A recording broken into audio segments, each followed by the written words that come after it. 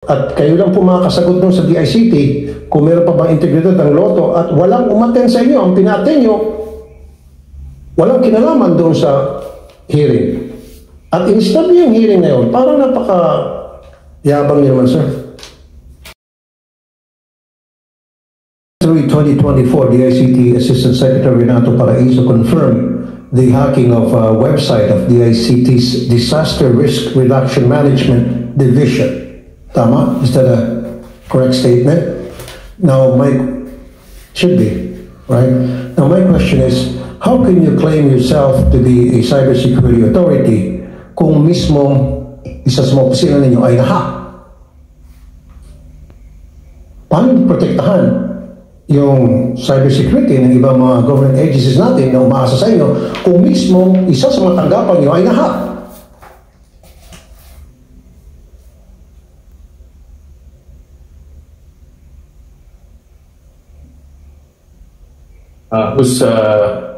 You said D, you're recognized. Go ahead, sir. You may respond. Thank you, Mr. Chair. Yes, first we would like to confirm that that website, the Disaster Risk Management website, which is part of the many websites being maintained by DICT, has been there was an unauthorized access to it. We would like to reiterate, Your Honor, that the unauthorized access did not extend to the core systems of the ICT. That said, we have already improved our security mechanisms. That website po kasi is really open for uploads because it is where we receive field reports, especially during the times of disaster. We understand, Your Honor, that cybersecurity is a very complex matter and that, of course, we're transparent enough and honest enough to say that if there are some systems we need to improve on, we will do so. But we reiterate, and we will be more than happy to submit to this August Chamber the report of what actually transpired. And again, let me reiterate, Your Honors, that it was an isolated system that did not, in fact, may rin po silang scripts na hindi rin, kumbaga, they're trying to get privilege, parang improved access through an external party. Parang privilege escalation ang tawag po namin dun sa hacking, and they were unsuccessful. But yes, we confirmed that there was an authorized access to it. Pero you should not use us as an excuse, Yusek Uy.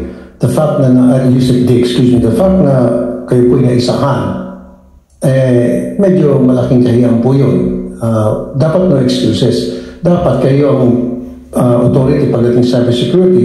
Dapat lahat na matanggapan nyo, umpisa nyo muna sa lahat na matanggapan nyo na hindi pwedeng mahak dapat. Regardless. Yun po yung point ko dito. Now, you're proposing an amount of 300 million for your confidential expenses lodged under DICT's Office of the Secretary. May mga programa ho ba kayo para gastusin itong 300 million? For 2025. You're proposing an amount of 300 million para sa confidential expenses. Paano gastusin itong 300 million confidential funds na may bibigay sa inyo? Wala pa sana, pero pinopropose nyo, di po ba? Kaya nga, nagpo-propose kayo ng ganitong amount, so hindi ka pumasok, pero bakit ko kayo nag-propose na ganito? Para saan sana ito? Saan nyo sana gagamitin 300 million? Ano sana mga programa meron kayong nakalaan para gastusin itong confidential funds sana kung sakali man na natuloy? Kasi hindi lang kayo basta-basta hingi ng ganito kalaking amount kung wala kayong programa katapat o kaakibat, tama? Thank you, Mr. Chair, if I may. Thank you for that question.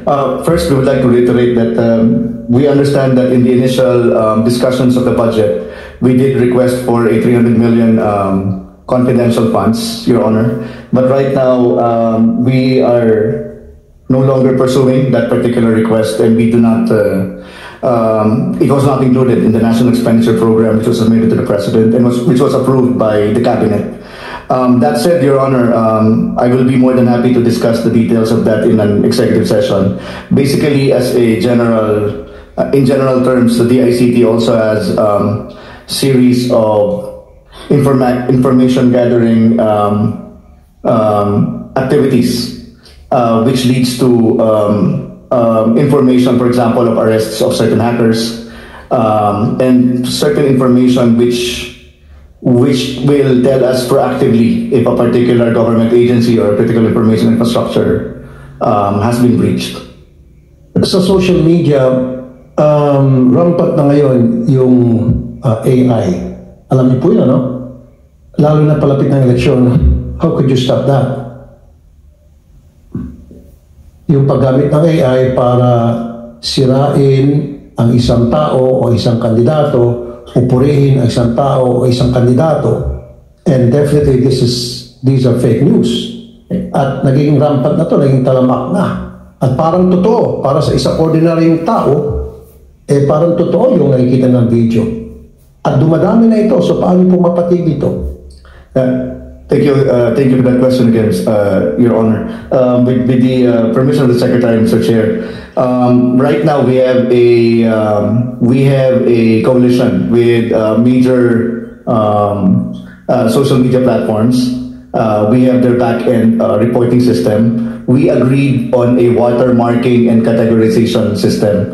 Once they detect that it is an AI-generated or a edited video in general, or a video that was shown without the sufficient context, pagtutulong-tulungan namin ma-detect, and they will watermark it po. They will put a label saying that either this video is out of context, or maglalagay sila ng this is possibly AI-generated. So that's the first thing po na ginagawa natin.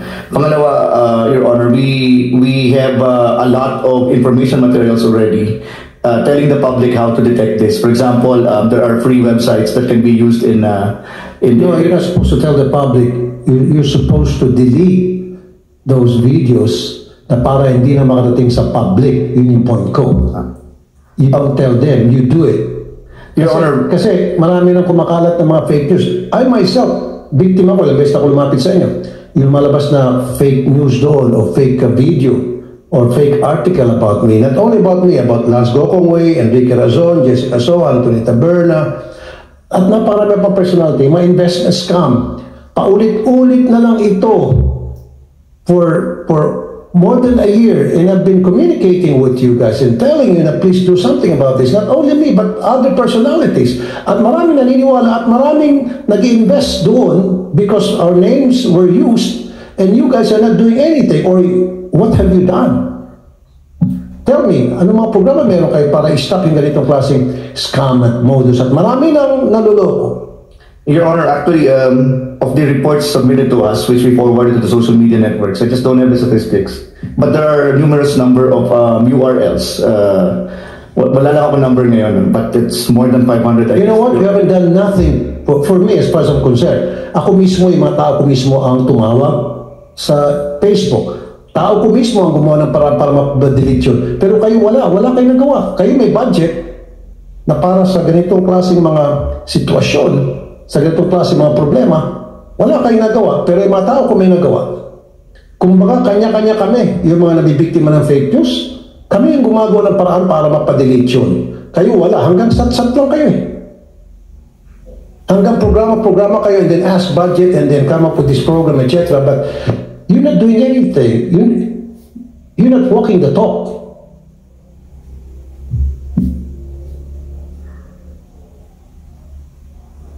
Your Honor, we apologize if there are some other items na hindi namin nagawa. But we have a record of a lot of URLs we already reported to the social media networks, most of which were blocked or removed. Others were labeled. For example, there was this report from at least one a reporter from CNN, another, on top of my head, Your Honor, kasi wala po akong statistics right now, there is a reporter from ABS-CBN, of course, several reports regarding the AI videos of the President, which we were able to request the social media platforms from being removed. We'll be more than happy to submit a report of all the URLs and of all the Facebook posts that have been either deleted or marked or categorized by the social media platforms. But Your Honor, let me also reiterate that this is also an ad hoc thing because technically we do not have a law that regulates social media platforms. Kumbaga po, sinasubmit lang din namin ito. Mas mabilis lang kasi we have a back-end system with them. but the decision to either remove it or to categorize it still remains with the social media platforms. For Yeah, example, but you should get in touch with Facebook or YouTube, That's- yes. whatever social media We do platform that. that is. Let them know about the problem yes, sir, we do that. currently affecting many Filipinos, many people, especially yung mga taong, mga personality na nasisira ng kanilang mga reputasyon. We do that, Your Honor. Alright, now let's move on. Sabi mo kanina yung 300 million hindi napasok sa NEP, yung sa confidential fund. Andito, 300 million napasok sa NEP. Andito. Tama ba? Budget po ng DICT Office of the Secretary. Budget of the DICT Office of the Secretary. Andito. Pakita mo nga sa kanila. So, kung meron kayong ganun 300 million at na yan ay pumasok sa NEP, then you have to explain to us. I think the Filipino people have the right to know paano nyo gagastusin yan.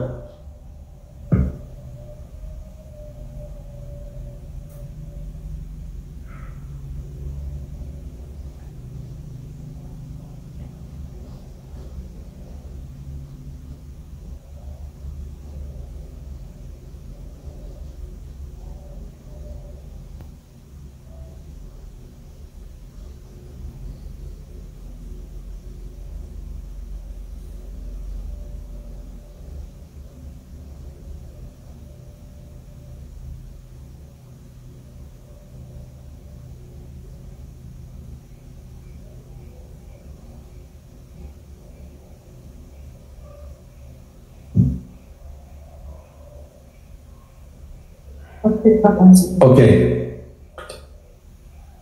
Mababa ang absorptive capacity ng DICT.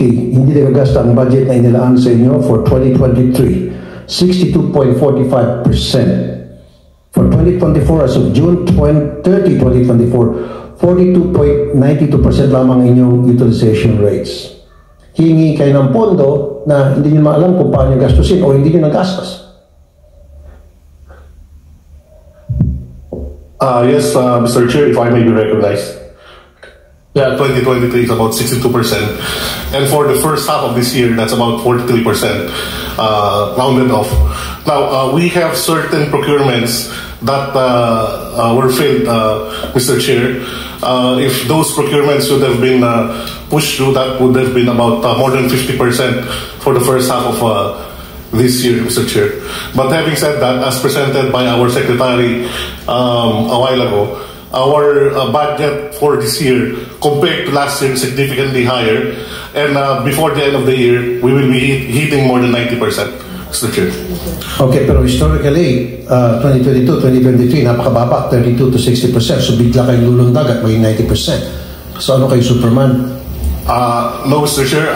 But right now, if I may, our utilization rate already hit about 64%, and we have certain procurements that are already moving towards the end of this year. I hope so. The ICT received an adverse opinion from the Commission on Audit for 2023 for the misstatements on the following: asset accounts amounting to 498 million,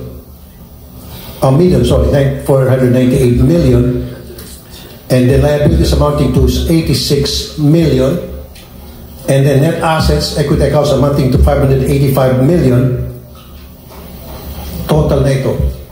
When in fact, ang threshold lamang ayon sa COA ay dapat 65 million. Way above kayo dun sa threshold na sinet forth ng COA. Ang layo, 65 million set threshold lamang, umabot kayo ng 585 million. Kaya napaka laking adverse opinion binigay sa inyo ng Commission Audit. Ang pinaka mataas na adverse opinion given to any agency in the history of government agencies for that matter. Alam niyo po yan? Yes, Mr. Chair. If I may be recognized. With respect to the adverse opinion, supposedly from the COA, right now it's still being reconciled and the report is not yet final. If I may clarify with respect to the adverse opinion, the source of that pertains to the prior year balances. In fact, for the past 2 years that for the current administration, we don't have any notice of disallowances. And what is also contributory to that, Mr. Chair, is the fact that the beginning balances stems from the different organizations which led to the establishment of the ICT. In fact, there were about 6 offices of the government, and some of the balances were transferred from this previous departments. And in addition to that, Mr. Chair, what also led to that is the fact that there were a lot of changes in the administration with respect to the ICT during the past administration. So, hugas ka rin kayo. But anyway, listen to this. Sa 2023 COA report, 3 years na hindi nag-submit ng financial statements ang DICT. 2020, 2021, 2022. Ang recommendation ng COA...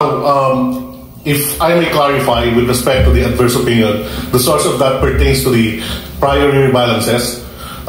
In fact, for the past 2 years that for the current administration, we don't have any notice of disallowances.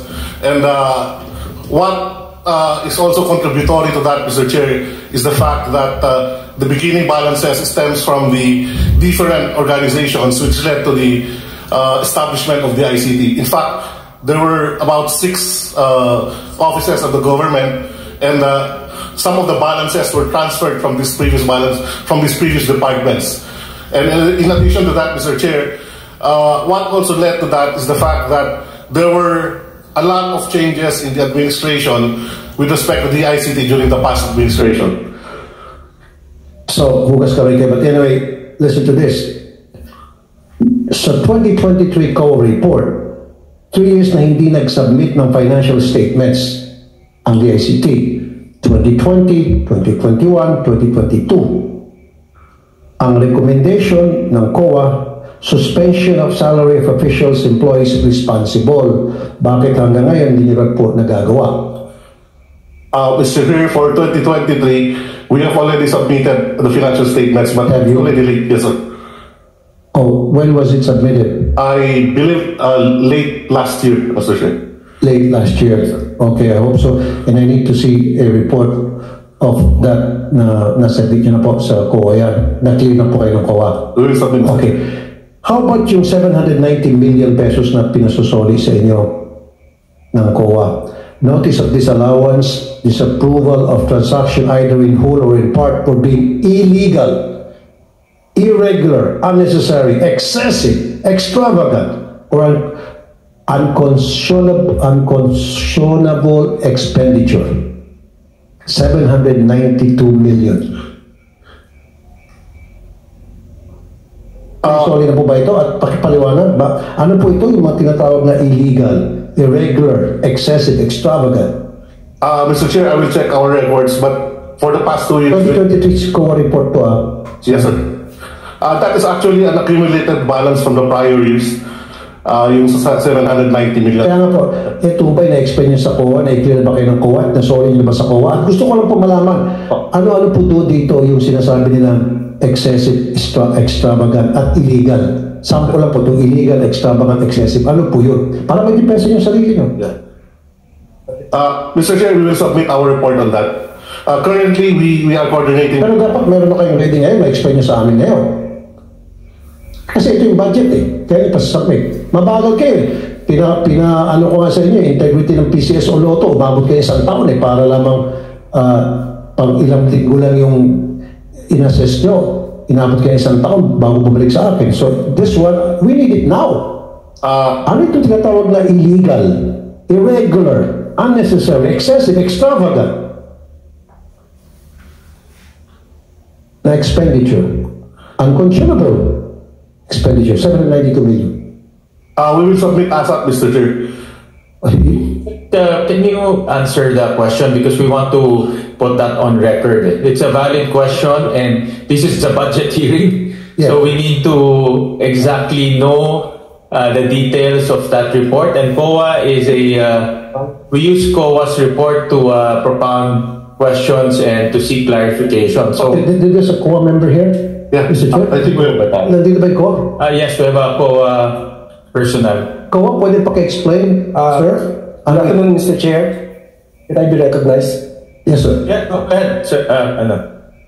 Mr. Chair, that notice disallowance pertains to previous administrations.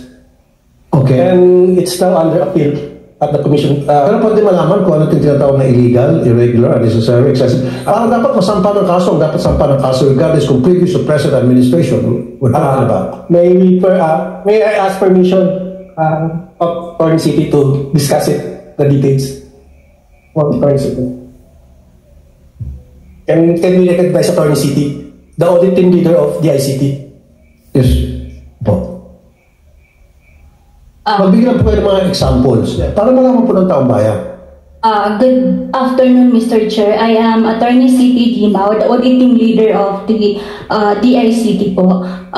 As to what constitute an illegal, irregular, unconscionable, and extravagant expenses, for the illegal po, if there is a very glaring violation of the law, then it is considered illegal. Ano po, halimbawa, For example po, okay, kunwari po, there should be a public bidding, but then wala pong bidding na nangyari, then it is considered illegal for being not compliant or in violation of the RA 9184 that require that all procurement must be undertaken through public bidding. Okay, so this happened during the previous administration. So, at inihingi nyo na isoli itong 792 million. So, nasoli na ho ba? At ito pong mga taong responsible, nasampan ho ba ng kaso? Nasampan ng kaso ombudsman?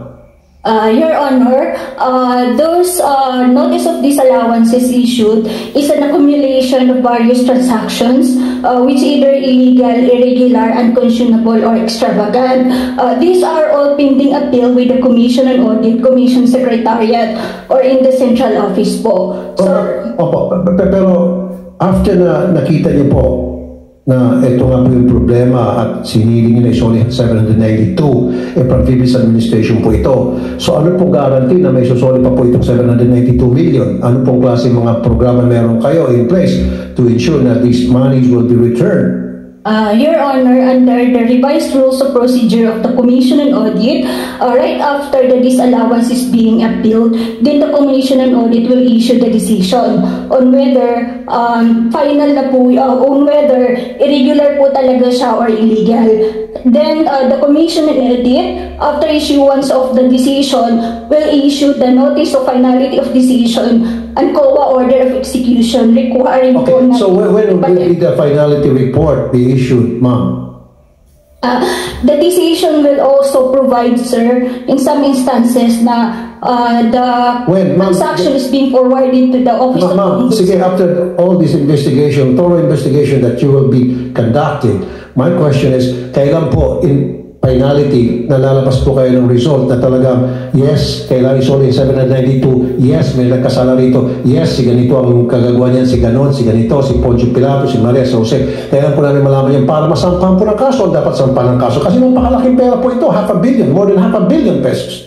You are right po, Your Honor. Ang requirement mo under the revised rules of procedure natin sa COA is the cashier or the accountant and the head of the agency will file, under PD 1445, will file a civil litigation or a civil case against the person liable to return the money. At the same time po, the COA in its decision will forward the decision to the Office of the Ombudsman if there is okay, they filed an appeal, ma'am, right? Nag-appeal po yun?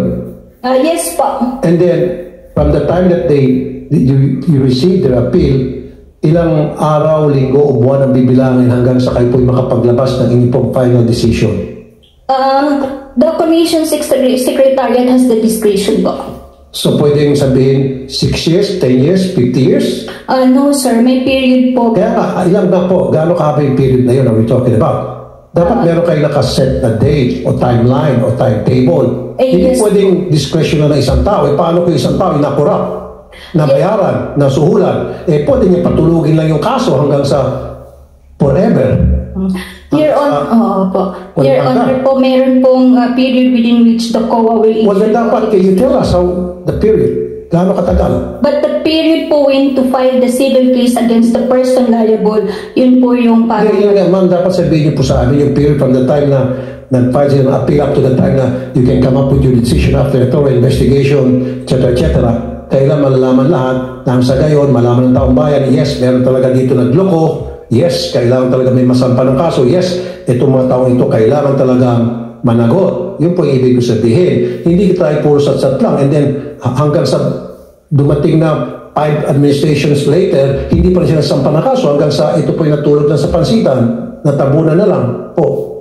Yun po yung point ko. Dapat bilisan niyo po at mag-set kayo ng timetable kung hanggang kailan matapos pa yung investigation nyo. Para yung mga tao ay mag-expect. Of notice of disallowance, the liable person is given at least 6 months to respond to the notice of disallowance. Pag hindi pa po nakapag-reply, then that's the time po na that the decision will be issued. Okay. Have they replied already? Di ba nag-issue kayo ng nag-appeal sila. And then after nag-appeal sila, meron kayo pinadalang documents sa kanila for them to reply? Yes po. We issued the decision to the liable person. Okay. Then, when was it issued, ma'am? For each notice of disallowance for regarding sa 7 million. Opo. I don't have here the data po pa isa-isa, sir. Ganito lang, ma'am, bilisan po natin. Gusto ko malaman kung ano yung nangyari dun sa kanilang reply, paano po pre-process yung reply nila, paano po ninyo inaksyonan, at kailan po natin malaman ng taong bayan sino-sino itong mga tao na nagkasala na nagwaldas ng pera ng taong bayan. Yung point dito, ma'am. Your Honor, we will provide you the report and when was the decision was issued to the determined liable person po. Okay. Thank you, ma'am. Thank you, ma'am. Thank you, Your Honor. Dalawa na lang po. In 2023, 18 contracts were awarded amounting to 1.679 billion. According to the COA report, 942 locations out of 3,456 locations were not activated.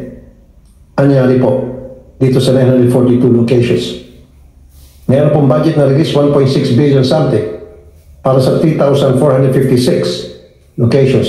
Free Wi-Fi po ito para sa Free Internet Access for All Act, RA number 10929.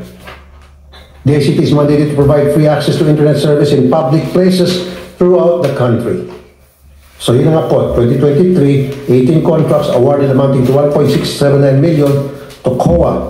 According to COA, 942 locations out of 3,456 locations were not activated. Hanggang ngayon, wala pa rin po free Wi-Fi doon sa mga locations na yun. Ano po nangyari? Yeah, Your Honor, I think without going through the details, kasi wala po akong detalye, but I remember that most of these contracts awarded where they failed to activate the sites, meron po silang liquidated damages. There are some contracts where the liquidated damages were really up to parang 8%, 9%. There were also SLA violations pag nag-fail silang mag-activate, Your Honor. We can give a list, but we are confident that of these reports that they failed to activate, may mga liquidated damage po yan, Your Honor. And after that, kung after the maintenance report, kasi for example, Your Honor, I think about last a few weeks ago, may pinirmahan po ako, nasa 10% yung kanilang hindi na liquidated damage. Ano na yun? SLA, for failure to SLA, binawasan natin ng 10% yung kanilang monthly so kailan ba fulfill yung para magkaroon na rin po ng Wi-Fi, itong 942 locations free Wi-Fi? When will it happen? Let me check, Your Honor. I'm not sure kung, kasi baka nung sinek po ng 2023, it was under implementation. Baka po ngayon meron na. Kasi yung liquidated damages are usually during implementation. So, are you sure it's at 100% out of the 3,456 locations na supposed to be magkaroon ng free Wi-Fi? Ilang porsyento na ang na-achieve? Ilan? O meron pa bang mga locations na hindi pa na the reason, my apologies, Your Honor, if, kasi kaya ako nahihirapan sumugot po kasi every single month that we pay a particular contractor po, pag minonitor po ng aming network operations center na may isa o dalawang araw na si barangay na ganito nagda-down, talagang kinakaltas po natin sa pagbabayad yan. So I'm sure, ang sure lang po ako of the many reports that I sign is that I don't think it's 948 po ngayon. Pero dapat you should have that figures by now. Alam niyo, budget po ngayon. So ilan na po out of the 3,000? So dati 946. So ilan ang nabawas sa 946? Exact figure, please. Right now, we have 13,461 access points that are activated. Okay. Pag-usapan natin yung 946, yung sa core report. Ilan po na ibawas dito?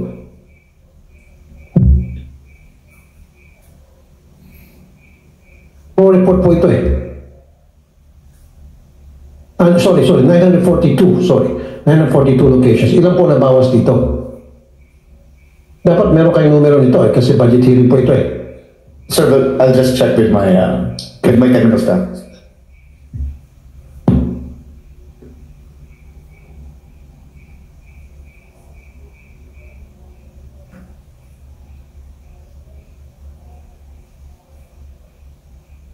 Your Honor, my technical staff are just collating the figures. We apologize for 2023. Follow-up question. So while you're researching on that question, June 2024, 288 million Philippine Digital Infrastructure Project to expand Wi-Fi coverage was approved. Laking pera to. 700 new free Wi-Fi sites. Ano pong time na nyo rito? Your Honor, my apologies. No, bigla ko in-approach yung technical staff ko when you were asking the question. I'm sorry I didn't get the question. Para sabay-sabay ko, para dalawang question lang din from the other here.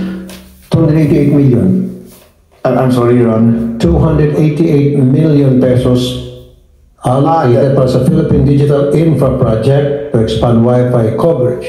I think the $288 million is a World Bank loan, the Philippine Digital Infrastructure Project, Your Honor. Yes. Sir, ano pong timeline nyo dito? The timeline is 2028, Your Honor. It includes the completion of submarine cables in Visayas to complete the national fiber backbone and to reach Mindanao. It also includes approximately ilang Wi-Fi sites in Mindanao? More than 700 free Wi-Fi sites, mostly in the Mindanao area where the internet penetration rate is below 17%. Kulang kayo sa information dissemination. Again, according to COA, hindi kayo nagko-concentrate sa pagpo-post ng signages para sa Wi-Fi program sa mga state universities, colleges. Nag-inspect at nagtanong sa mga estudyante ang COA. Marami sa mga estudyante, they're not aware na meron palang free Wi-Fi access. COA mismo ang gumawa ng inspection sa mga universities. Hindi nga alam ng mga estudyante na meron palang ganitong klaseng programa ang gobyerno. So, how can they use and access this program when they were not informed and they're not properly informed? Thank you, Your Honor. I think that is a 2023 COA audit report, and we are confident to say that we've already rectified that as of approximately March or April this year. Naglagay na po kami na signages. In fact, as part of the COA report, there is also the changing of our landing page, Your Honor. So all of this were already rectified. So, na-rectify na itong problema. So, properly informed na lahat ng mga estudyante sa lahat ng mga universities paano gumamit, mag-access sa free Wi-Fi. Yes, Your Honor. Okay, isa na lang. Let's talk about POGO. Marami mga na-scam. Marami na bibiktima itong POGO. Hanggang ngayon, meron pa rin. In fact, binihisan na ng bagong pangalan itong POGO at marami pa rin naluloko. This time, maging mga Pilipino na. Dati-rati, mga foreigners lang. Mga players sa China. Now, nagagamit yung mga Pilipino para manloko at maloko na rin. Ano po plano niyo rito? Mr. Chair, can I be recognized? Yeah, go ahead, you said Ramos. As early as 2022, we've been establishing strategies on how to detect the proliferation of tech scams. Slowly, we were inching our targets by providing leads to the law enforcement, considering that we are not a frontliner. But we have acquired OSINT, different technologies for geolocation of this illegal sites that are spamming our citizenry. And I believe we have been very successful in the operations on this matter, because we have dismantled a big chunk of this. If you have dismantled, Sir Yusek Ramos, bigyan nyo kami ng listahan ng mga sites na na-dismantle nyo o napahuli ninyo o nakasuhan po ninyo. Yes, sir. Ilan po? So far, we have 16 that we have provided to law enforcement agencies. Because of your effort, yes, meron po napasara. Yes, sir. Pwede mong makikita yung mga numero nyo at yung mga tao at ano po nangyari sa kanila. Aside from dismantling their operations, what I really need is nakasuhan ba sila? Kasi madali mag-dismantle pagkatapos patatakasin na makakatakas na yung mga POGO operators. Ang gusto ko dapat, hindi nakatakas at nakasuhan. That is true, Your Honor. Well, I'm proud to say that one of the only effort wherein there is an actual conviction is a case that we operated with the Philippine National Police. It's the first conviction that was 2 months ago, a month ago, I mean. And because all of these cases are pending with the Department of Justice, but one of the cases we had in Iloilo, it was successfully, there was a successful conviction. Alam niyo po, na sinasabi nga wala ng POGO, sinasabi ito ng PAGCOR, pero meron pa rin pong POGO, binihisan lang po ng bagong pangalan. So you better watch out for it. Watch for their operations. Kasi ang sinasabi, sila ay parang BPO lamang, ang nagpo-process lamang ng mga taya, pero wag ka, POGO pa rin sila. So that is something that you have to focus your attention to. That's right, Your Honor. In fact, we have developed a preemptive capability. We are preempting because it's the bare months already. There is a transition of modus operandi of these operators. In fact, when the Bureau of Immigration mentioned that 3,000 have left the country and we have over 100,000 who came in, we're still finding ways. Where are the others? And we are collaborating in these efforts with the Bureau of Immigration. National Security Council warns of foreign interference in 2025 elections. Ito na yung nasabi kanina, hacking and misinformation, fake news. So, ano po yung programa meron kayo para mabawasan itong dangers of hacking, especially sa electoral database? Yes, Your Honor. Actually, even before, as early as January 2023, we've been collaborating with the COMELEC as strategies on how to address deepfakes and AI, because it's going to be a challenging effort, considering that in the last Interpol conference held here in Manila, they have shared with us the best practices all over the country, because there's no perfect solution. In the meantime, as far as the CICs is concerned, we were able to acquire certain tools that would allow us to tread into the virtual world, gathering all of this content. Because what COMELEC wants to count, they want to regulate the number of exposures and to find out if these are coming directly from the candidates or not. We have specific tools for that at the moment. Okay, very last na, Mr. Chair.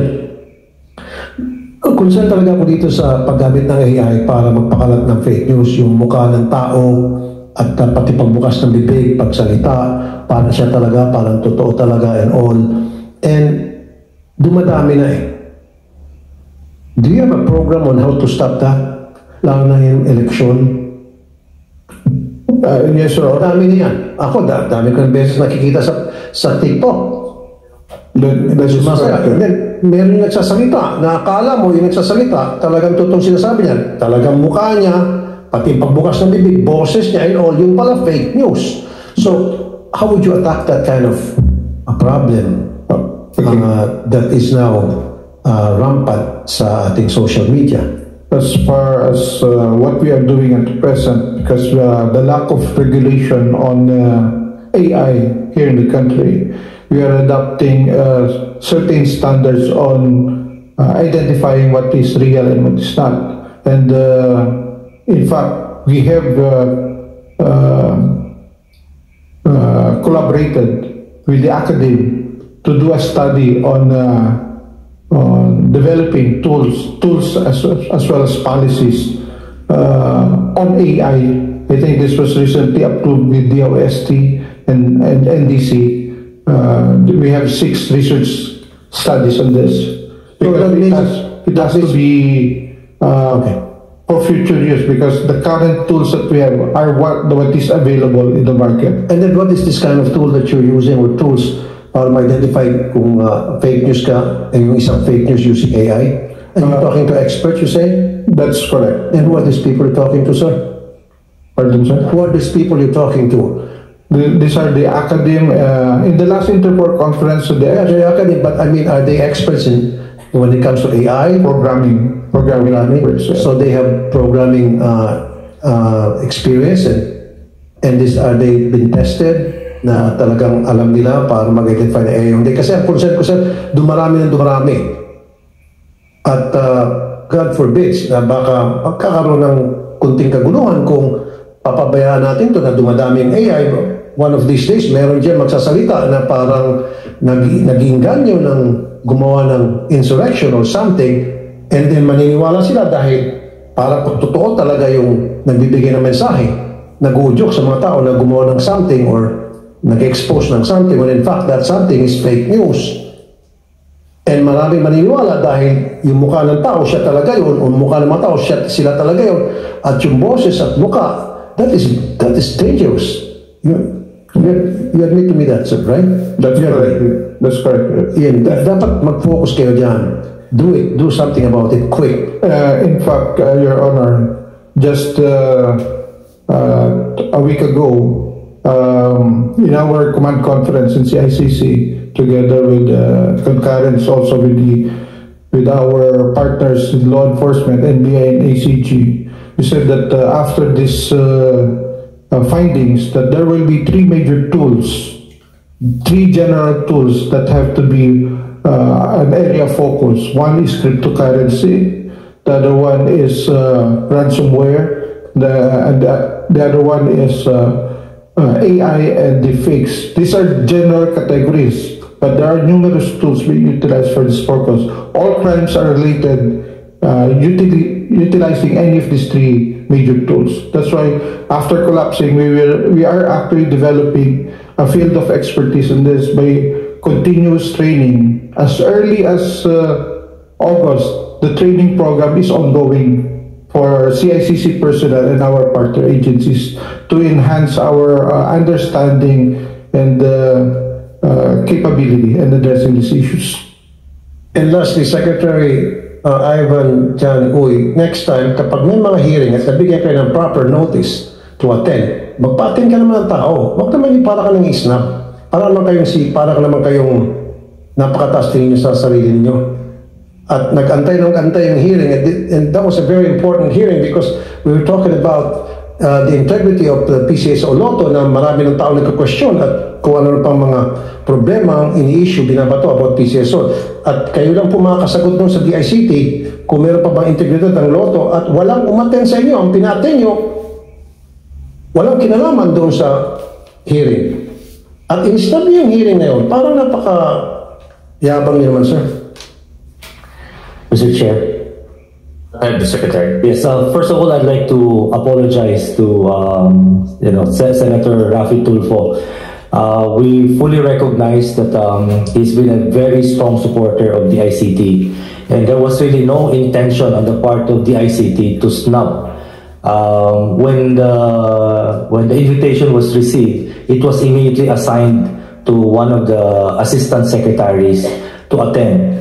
And internally, there was a confirmation from him that he will attend the hearing, considering the importance that the hearing was trying to establish in that during that occasion.